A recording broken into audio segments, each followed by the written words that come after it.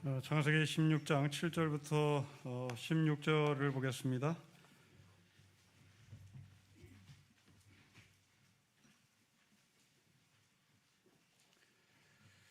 (16장 7절부터 16절) 말씀을 교독하겠습니다. 여호와의 사자가 광야의 샘물 곁 곧 술김 샘 곁에서 그를 만나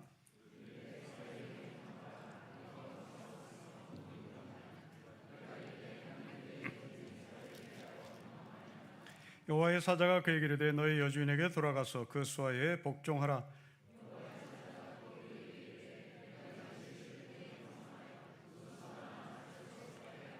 여호와의 사자가 또 그에게 이르시되 너가 임신하였은즉 아들을 낳으리니 그 이름을 이스마엘이라 하라. 이는 여호와께서 너의 고통을 들으셨음이니라.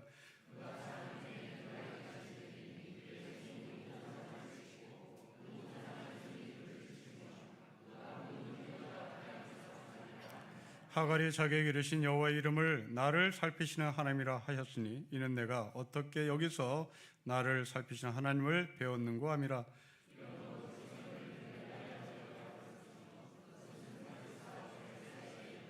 가지겠습니다. 하갈이 아브라함의 아들을 낳으매 아브라함이 하갈을 낳은 그 아들을 이름하여 이스마엘이라 하였더라. 하갈이 아브라함에게 이스마엘을 낳았을 때에 아브라함이 86세였더라.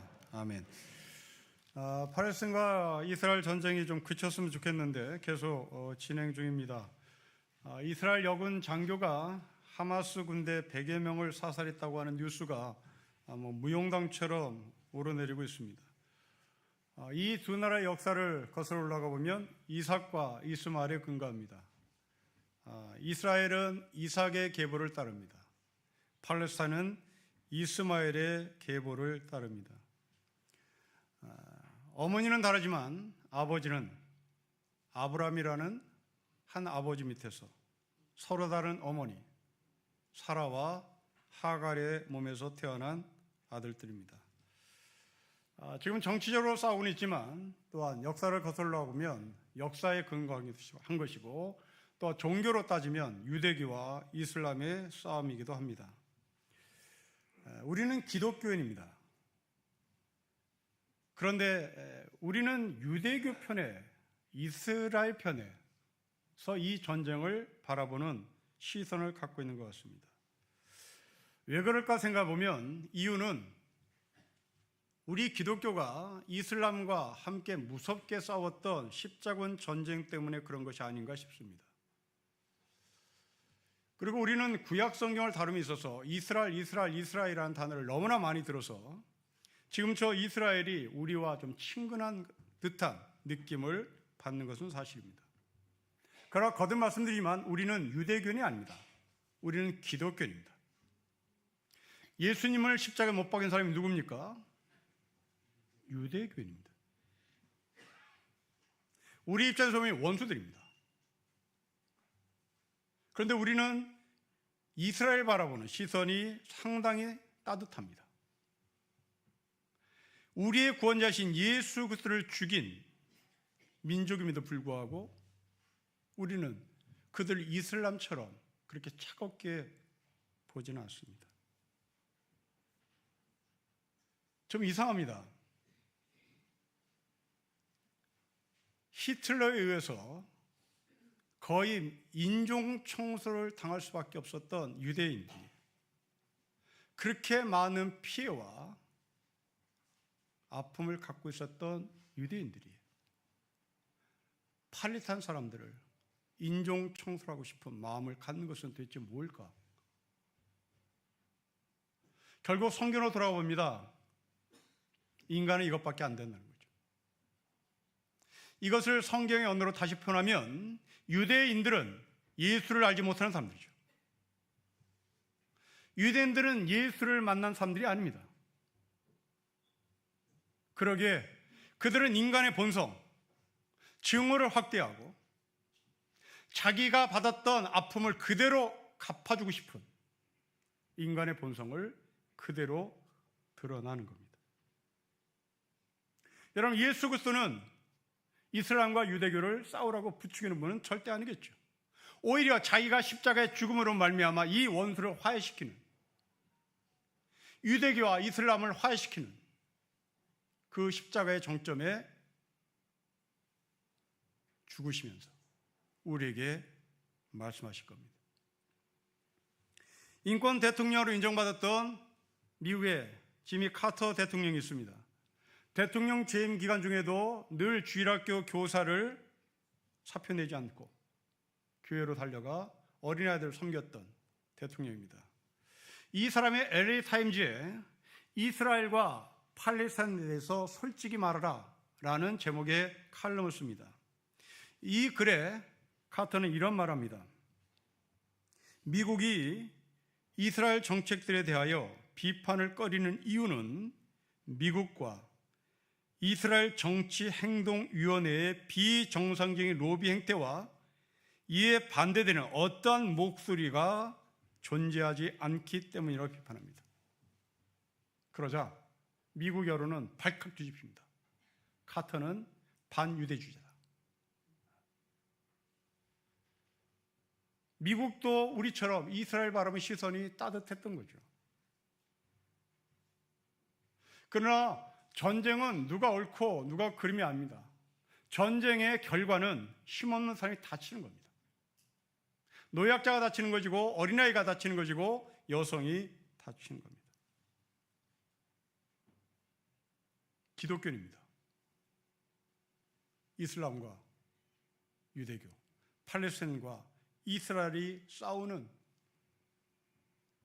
그 사건을 우리는 예수 그리스도의 관점에서 어떻게 바라보고 해석을 해야 될지 여러분들은 내가 십자가의 중심에 서 있는지를 물어야 할 것입니다. 자, 우리는 이런 현실에서 정말 하나님은 유대인만 사랑하는가? 정말 이스마엘을 버리는가? 이삭의 자손만 사랑하는가? 이스마엘을 버리는가? 라는 질문을 들고 오늘 본문을 봐야 할 것입니다. 먼저 사라와 하갈한 여자입니다.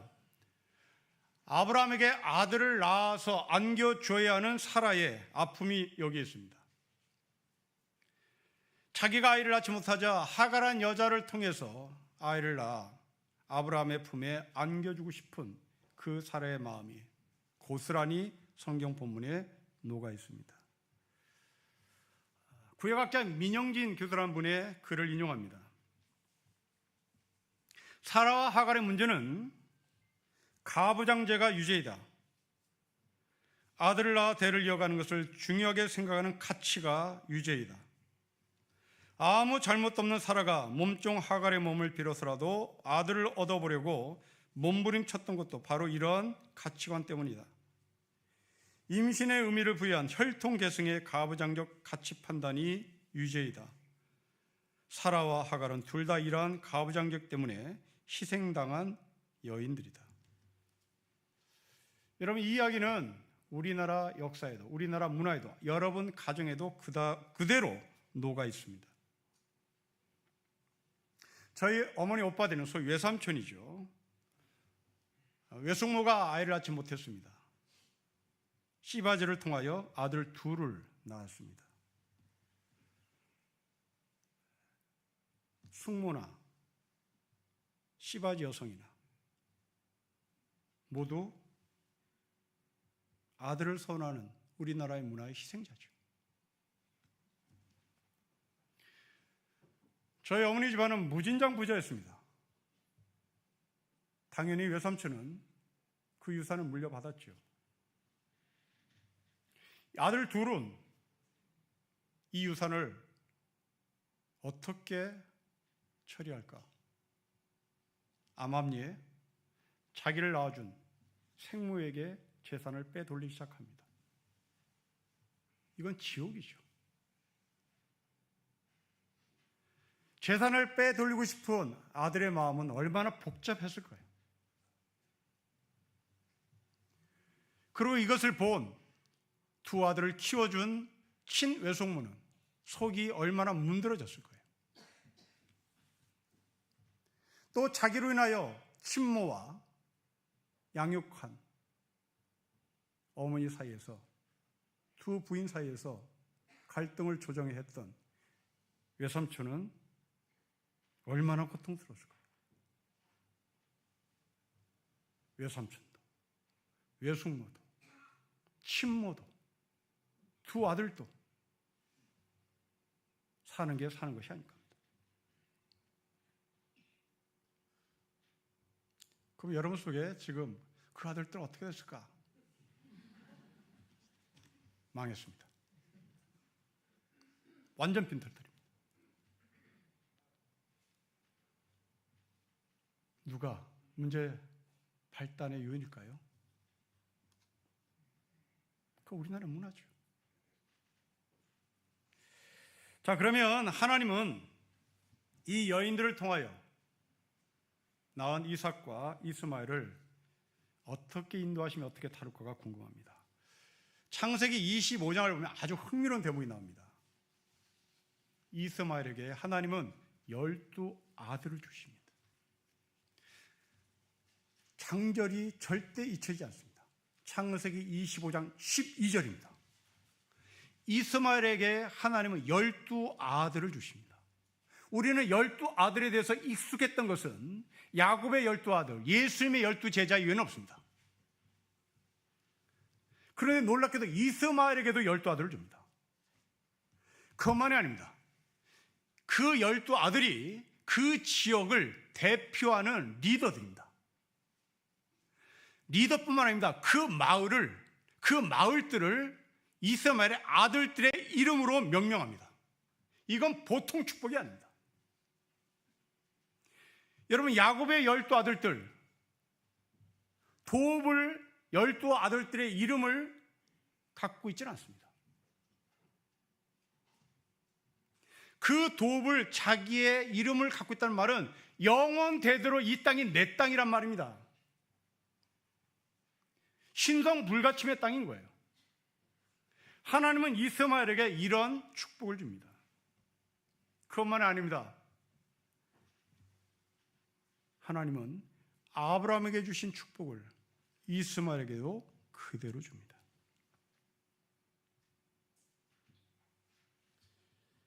때문에 유대교와 이슬람, 이삭과 이스마엘을 대립 시선으로 봐서는 안 되는 거죠. 서로 죽고 죽이는 전쟁은 하나님의 이름으로 정당화될 수 없습니다. 만약 이 두 민족을 하나님의 이름으로 대립시키는 것을 정당화시킨다면 성경의 하나님을 우리는 선의 하나님이라고 말할 수 없습니다. 악해도 보통 악한 하나님이 아닙니다. 왜냐하면 12대 12로 경쟁시켜버리기 때문에 그렇습니다. 여러분, 이것처럼 독한 성품을 가진 존재는 없습니다. 그러나 12대 12를 주신 것은 똑같이 공평하다는 말 아닐까요? 공평하니 공평하게 살자고, 서로 싸우지 말고 살자라고 하나님께서 주신 메시지가 아닌가 싶습니다. 자, 이제 오늘 본문을 관찰해 보겠습니다. 하갈이 임신한 상태입니다. 그리고 하갈은 이스마엘을 출산합니다. 이때 아브라함의 나이는 86세였다고 성경이 기록합니다. 그러니까 오늘 본문은 하갈이 임신해서 이스마엘을 출생한 10달의 기간 사이에서 일어난 일이라고 우리는 볼 수 있겠습니다. 오늘 본문은 하나님과 하갈이 서로 대화하는 형식을 취하고 있습니다. 이때 하갈은 집을 나온 상태입니다. 하갈은 두 번 집을 나옵니다. 한 번은 오늘입니다. 또 한 번은 창세기 21장에 나와 있습니다. 오늘 집을 나온 이 하갈은 자기 스스로 도망 나옵니다. 그런데 창세기 21장의 하갈은 아브라함이 하갈을 쫓아냅니다. 자발적으로 집을 나온 하갈, 쫓김당한 하갈. 그런데 공통점이 있습니다. 모두 다 하나님께서 만나주십니다. 그런데 오늘 본문과 창세기 21장에 집을 나간 하갈과 서로 비교를 해보면 약간 본문의 차이가 있습니다. 그것은 대화 구조입니다. 오늘 이 둘 사이에서 대화하는 이 대화 구조를 보면 하갈은 딱 두 번 말합니다. 하나는 8절에서 그리고 하나는 13절에서 말합니다. 이 두 번의 하갈의 말을 또 다시 분석해 보면 13절은 독백입니다. 서로 대화에서 나온 말이 아니라 스스로 독백합니다. 그렇다면 8절에서 한 번만 하갈은 하나님과 대화를 한다는 계산이 합니다. 그러나 하나님은 8절, 9절, 10절, 11절에서 말씀하십니다. 8절부터 11절을 가만히 읽고 있느라면 하나님은 굉장히 급해 보입니다. 굉장히 급해 보입니다. 여러분 8절부터 11절을 눈으로 쭉 훑어보십시오. 또 급합니다. 굉장히 급함을 지금 우리에게 전달하고 있습니다. 왜 그럴까? 하갈이 집을 나왔기 때문입니다. 그것도 임신한 상태로 나왔습니다. 광야입니다. 여러분 광야는 들짐승이 있는 곳입니다. 광야는 강도떼가 있는 것입니다. 임신한 여인입니다. 무섭습니다. 하나님은 급합니다. 광야로는 이 하갈은 혼자 출산해야 될 염려도 있습니다. 혼자 태를 잘라야 합니다. 갓 태어난 아이가 우는 소리를 듣고 들짐승이 찾아와 냉큼 잡아먹을 수도 있습니다. 하나님은 다급해졌던 겁니다. 성경이 이런 상태를 혼돈, 흑암, 죽음이라고 말하죠. 지금 하갈은 혼돈 상태입니다. 정신이 없습니다. 복잡합니다. 여기서 아이를 하면 어떡하지? 태는 누가 끝나? 이 피냄새를 맡고 들짐승들이 달려올 텐데 이때 나는 어떻게 하나? 이게 하갈의 심정입니다. 그런데 다행스럽게도 하나님은 이 하갈을 만나십니다. 그 만나는 장소로 보겠습니다. 여러분 7절을 보십시오. 우리 7절을 같이 읽겠습니다. 시작. 여호와의 사자가 광야의 샘물 곁 곧 술길 샘 곁에서 그를 만납니다. 오아시스죠. 천막 짓고 살면 될 것 같습니다. 하갈은 여기서 천막 짓고 살려고 마음 먹을지 모르겠습니다.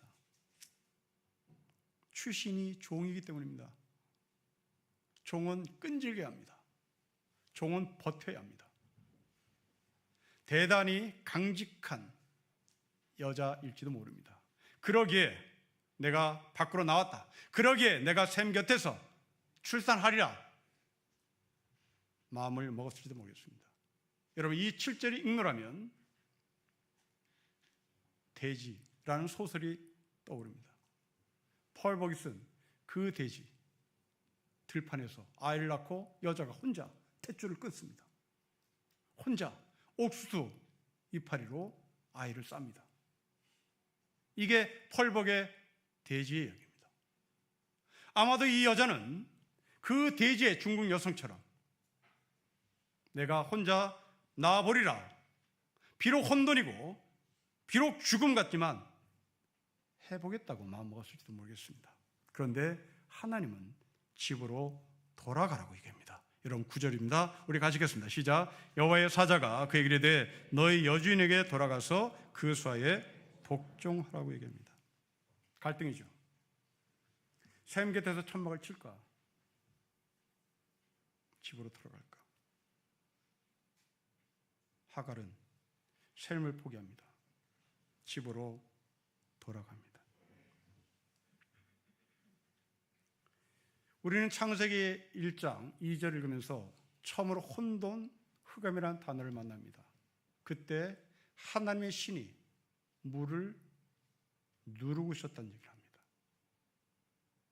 바로 샘, 물, 이것은 하갈에게 혼돈이요 공허의 장소였다는 것을 우리에게 보여주는 겁니다.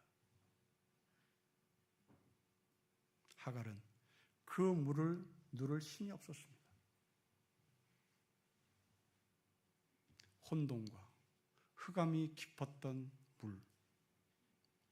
이것은 노아 시대의 이야기입니다.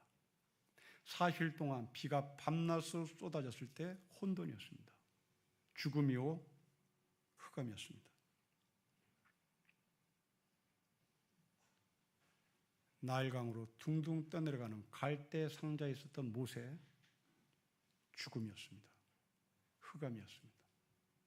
공포였습니다.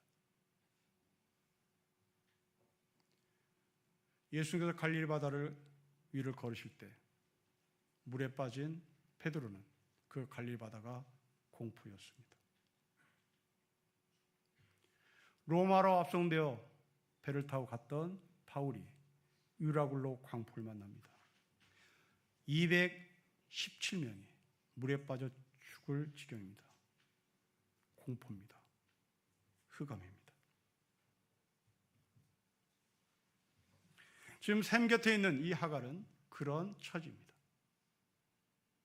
여기 있어봐야 잠깐에 내 목을 죽일 수 있었고, 그리고 내 아이를 낳아서 씻길 수는 있겠으나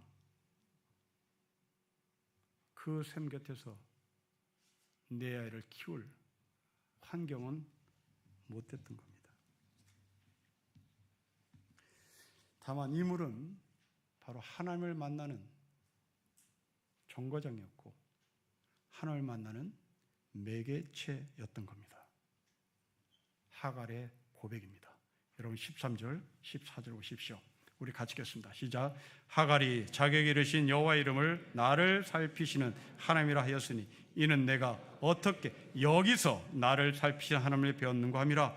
이러므로 그 샘을 브엘라 헤로이라 불렀으며 이것은 가데스와 베레 사이에 있더라. 나를 아시는 하나님, 내가 샘 곁에서 혼자 살리라 마음을 먹었으나 나를 아시는 하나님, 나를 감찰하시는 하나님, 내가 누군지를 아시는 하나님, 이 하갈의 고백이 바로 하갈을 집으로 발길을 옮기게 했던 겁니다. 여러분, 이런 경험을 신약성경에서 또 한 사람이 있습니다. 바로 수가성 여인입니다. 여러분, 이 여인은 대낮에 모든 사람이 낮잠 자는 시에테 시간에 물을 길러 밖으로 나온 사람입니다. 그만큼 남의 눈을 피해 했던 겁니다. 그만큼 혼돈과 흑암과 어둠 속에 살고 있었다는 여인입니다. 야구의 우물가에 가서 아무도 없는 사이에 물을 길러 살짝 집으로 가려고 했던 이 여인에게 주님이 찾아오십니다. 이 여인은 자신을 숨기면서 물을 길고 싶어 했으나 예수님은 그 곁에서 이 여자를 만나 주시자 여자는 물동이를 들고 마을 안으로 들어갑니다. 그리고 잠자는 사람들을 다 깨웁니다. 내가 그리스도를 만났다고 자기를 커밍아웃합니다. 그 어둠의 삶을 사는 여자가 예수 그리스도를 만난 기쁨으로, 감사함으로 나는 이제 자유, 이 매개체가 바로 야곱의 우물이었습니다. 여러분, 우리의 삶도 이러합니다. 삶이 곤고하고 어딘가로 도망가고 싶을 때가 있습니다. 그러다가 광야에서 드물게 만나기 어려운 물을 만나는 행운도 있을 수 있습니다. 그래서 이 물이 나의 영원한 생수가 될 것이라고 착각합니다. 그러나 나를 감찰하시는 하나님, 나를 보고 계시는 하나님, 그분은 우리에게 말씀합니다. 그 샘은, 그 물은 내 영원한 생수가 될 수 없다라고 얘기합니다. 이것이 무슨 말인지 예를 들어 보겠습니다. 여러분들은 좋은 자동차를 타고 싶겠죠. 벤츠라고 예를 들어 봅시다. 여러분들이 벤츠 자동차를 타고 싶을 겁니다. 그리고 마침내 벤츠를 구입했습니다. 그 순간 여러분들은 벤츠 자동차에 만족을 할까요? 그렇지 않습니다. 곧바로 람보르기니를 타고 싶죠. 여러분, 이게 해결되지 않은 셈입니다. 하나님은 벤츠를 타고 있는 여러분의 마음을 알고 계시는 거예요. 람보르기니로 올라타고 싶은 마음을 하나님 알고 계십니다. 벤치는 하갈에게 셈인 거예요. 우리에게 벤치나 셈은 하나님을 만나는 매개체지 우리의 갈증을 해결해 주는 본질적인 해답은 될 수 없습니다. 하갈은 마침내 집으로 돌아갑니다. 혼돈을 피하고 싶은 이 하갈에게 어찌 보면 하나님은 집으로 돌아가는 것이 대단히 엄청난 어려움과 고통일지도 모르겠습니다. 그런데 이 하갈은 그 혼돈의 세계로 다시 들어갑니다. 여러분, 혼돈을 피하고 싶은 사람, 하갈 말고 또 한 사람이 있습니다. 엘리야입니다. 이세벨이 엘리야를 죽이라고 명령 내립니다. 엘리야는 주량랑을 치죠. 호렙산 깊은 곳으로 숨어 들어갑니다. 하나님이 엘리야에게 말합니다. 돌아가라고. 집으로 돌아가라고 얘기합니다. 엘리야는 그 혼돈에 맞짱 뜨고 싶은 용기가 없었던 거죠. 하갈도 그 혼돈에 맞짱 뜨고 싶은 용기가 없었습니다. 그런데 이 혼돈의 삶을 살았을 불구하고 혼돈에 맞짱 뜬 여인이 한 사람이 있습니다. 사렙다 과부입니다. 아들 하나를 데리고 살았던 미망입니다. 가난을 전제한 겁니다. 내 팔자가 이 팔자인가? 그 혼돈을 피하고 싶었던 사렙다 과부였다면 팔자를 고치기 위해 다른 남자 찾았겠죠. 그런데 이 여자는 끝까지 아들 데리고 삽니다. 쌀독에 쌀이 떨어지기 시작합니다. 마침내 한 끼분의 쌀만 남습니다. 도망가야죠. 이때는 도망을 가든지 아니면 둘 다 동반 자살을 하든지 결단해야 되겠죠. 그런데 이 여자는 얼굴에 전혀 고통의 내색 없이 삭정이를 구하러 불을 떼기 위하여 마지막 한 끼 밥을 해먹기 위하여 그 혼돈의 세계에 정면으로 부닥칩니다. 이때 하나님은 엘리야를 만나게 하시고 그 엘리야를 통하여 이 가정에 쌀을 계속 공급하십니다. 혼돈을 피하고 싶었던 엘리야와 혼돈의 정면으로 마주친 여인을 대조시키는 겁니다. 우리는 날마다 혼돈입니다. 피하고 싶습니다. 겟세마네 동산에서 죽음과 정면으로 마주친 예수님의 기도를 기억해 보십시오. 아니, 여호수아 갈렙을 기억해 보십시오. 10명의 정탐꾼이 안 된다고 저들은 넘사벽이라고 외칠 때 여호수아 갈렙은 하나님이 우리와 함께 하시면 넘사벽을 넘을 수 있다, 해볼 수 있다고 외칩니다. 지금 우리는 혼돈의 세계에 살고 있습니다. 코로나 이후에 물가는 하늘 높은 줄 모르고 치솟고 있습니다. 젊은이들은 은행 이자 갚기에 급급합니다. 이때 하나님이 함께 하시면 이 혼돈을 정면으로 부딪혀 보기를 권면합니다. 캐나다에 집회를 마치고 돌아오면서 미국 공항에서 배가 고파 샌드위치 2개를 사 먹었습니다. 계산서를 보니 62불이 찍혔습니다. 환율을 따져보니 거의 8만 원에 가까운 금액이었습니다. 이렇게 세상은 감당할 수 없는 넘사벽입니다. 그러나 우리에게 하나님이 계신다면, 하나님이 우리와 함께 하신다면 이것이 우리의 힘이고 우리의 능력입니다. 신께 성도 여러분, 기죽지 않았으면 좋겠습니다. 세상의 유행은 늘 변합니다. 세상의 가치는 변합니다. 세상의 소중한 것은 변하게 되어 있습니다. 그러나 변하지 않는 하나님 때문에 우리는 이 땅에서 기죽을 필요가 없습니다. 어릴 적 텔레비전이 어린이들의 로망이었습니다. 텔레비전이 있는 집이 부러웠습니다. 가정환경 교사서를 꾸밀 때 학교에서 텔레비전이 있는지 없는지 체크하라는 공란도 있었습니다. 그러나 지금 보십시오. 텔레비는 뒷전입니다. 스마트폰이 더 대세입니다. 과거는 귀해서 구할 수 없었던 것이 지금은 단돈 몇백 원, 몇천 원이면 구할 수 있는 시대가 되었습니다. 내가 구할 수 없는 것을 구하지 못해서 내 수중에 없는 것이 있어서 나는 세상을 잘못 살았다고 한탄하지 않았으면 좋겠습니다. 그것들은 변합니다. 그러나 우리에게 한결같이 생명을 주신 하나님은 변하지 않습니다. 하갈을 보시는 하나님, 하갈을 감찰하시는 하나님, 그 하나님은 하갈에게 집으로 돌아가고 말합니다. 그 집으로 돌아가는데 대단히 기분 나쁜 소리를 하나님이 하시는 것 같습니다. 여러분 9절을 보십시오. 다시 한번 읽겠습니다. 시작. 여호와의 사자가 그에게 이르되 너희 여주인에게 돌아가서 그 수하에 기분 나쁩니다. 싫습니다.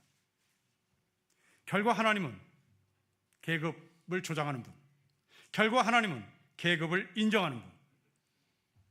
그래, 하갈 너는 첩이라고, 가서 복종하라고, 주인 말 잘 들으라고 그렇게 말하는 것 같습니다. 대단히 싫습니다. 정말 하나님이 그렇게 말씀하셨다면 저도 싫습니다. 그런데 놀랍습니다. 여기서 이 복종은 서브미션입니다. 동역입니다. 성경을 연구하는 저는 대단히 충격적으로 다가왔습니다. 이건 혁명입니다.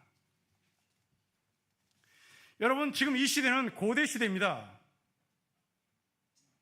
주인과 종은 넘사벽입니다. 아니, 우리 외삼촌의 시바지와 본부인은 겸상을 못했습니다. 불과 40, 50년 전의 이야기입니다. 뚜렷이 하이어라키가 정해져 있는 시대입니다. 그런데 이 시대 하나님은 하갈에게 너 살아와, 동역자다, 서브미션 해라, 기죽지 말아라, 굴종하지 말아라, 오베이하지 말아라. 동역자다. 함께 동역해 가라고 합니다. 하갈은 아브라함의 첩이 아닙니다. 하갈은 아브라함의 부인이라고, 동역자라고 말씀하십니다. 바울은 부부관계를 서로 복종하라, 서로 서브미션 하라고 말씀합니다. 이런 한문으로 부부라는 단어를 써보십시오. 남편을 뜻하는 지압이 붙자 하늘 천자를 씁니다. 하늘 천자에 천정을 뚫습니다. 이것이 아비 붙자입니다. 성경은 남편이 하늘을 뚫는 존재라고 분명히 얘기합니다. 바울이 인정합니다. 그런데 바울은 남편이 하늘의 천장을 뚫은 존재인 것을 인정하며 그 남편들아, 예수 그리스도의 근거에서 그 하늘의 천장을 뚫은 아비붓자를 해석하라고 말씀합니다. 그 말씀은 에베소서에 있습니다. 에베소서 사도 바울이 부부에게 하시는 권면의 말씀입니다. 남편들이여, 아내 사랑하기를 그리스도께서 교회를 사랑하시고 교회를 위하여 자신을 내어주심같이 하라고 얘기합니다. 너 하늘이다, 맞다. 근데 이 하늘인 너는 하늘로서 군림하지 말고 예수 그리스도가 교회를 위하여 자신을 내어주심같이 내려오라고 말씀합니다. 그리고 아내에게 말합니다. 아내들이여, 남편들과 함께 서로 서브미션 하십시오. 아내들이여 남편의 자리에 올라가라 하지 마십시오. 남편이 내려오게 하십시오. 교만하지 마십시오. 하늘의 천정을 뚫는 군림하는 자리에 가지 말고 하늘의 존재인 남편이 예수 그리스도가 교회를 위하여 자신의 몸을 내어주신 같이 내려오게 하십시오. 그리고 함께 동역을 하십시오.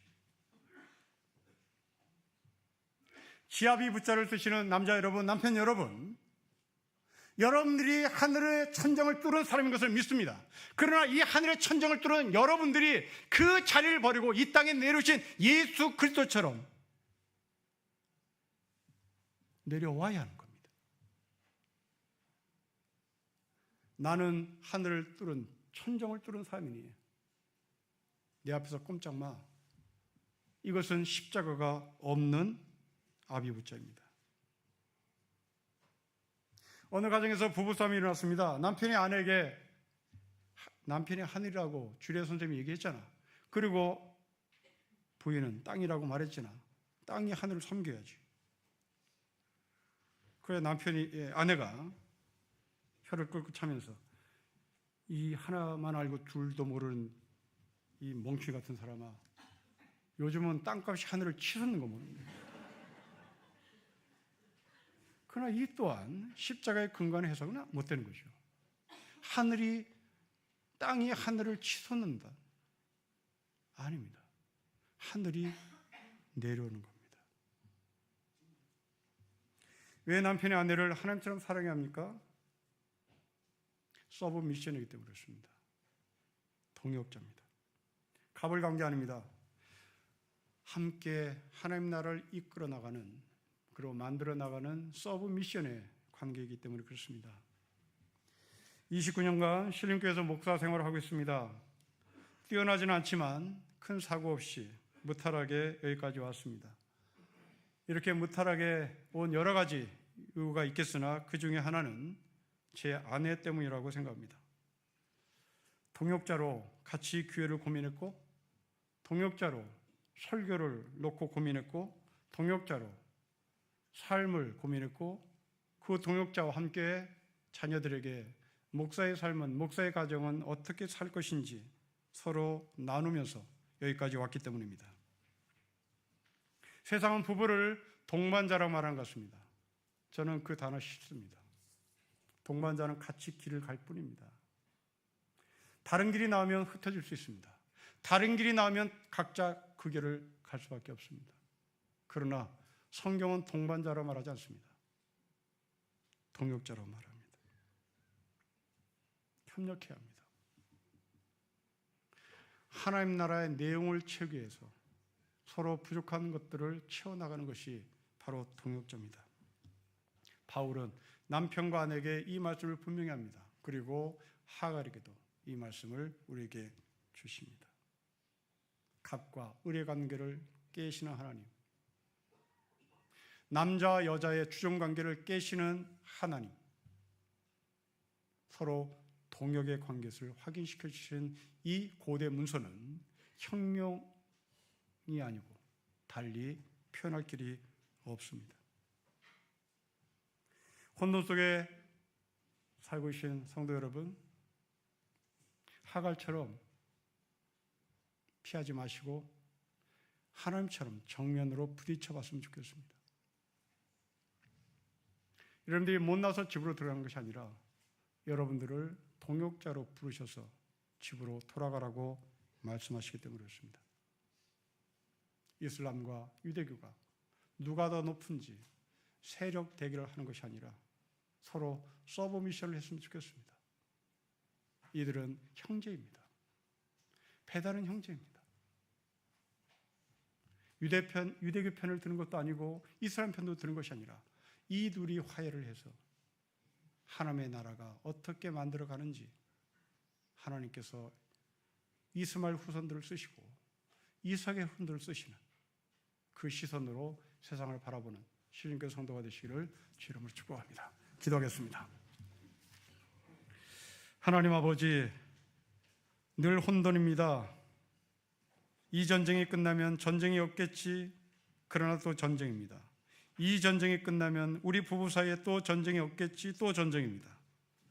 그러나 이 전쟁을 그칠 수 있는 유일한 길은 바로 서브미션의 관계인 것을 알 때 비로소 가는 것을 믿습니다. 우리를 동역자로 부르신 하나님 아버지, 남편과 아내 사이에 동역의 관계를, 교회의 동역의 관계를 유지해 나갈 수 있도록 성령님 늘 주장하여 주십시오. 주 예수 그리스도의 이름으로 기도합니다. 아멘.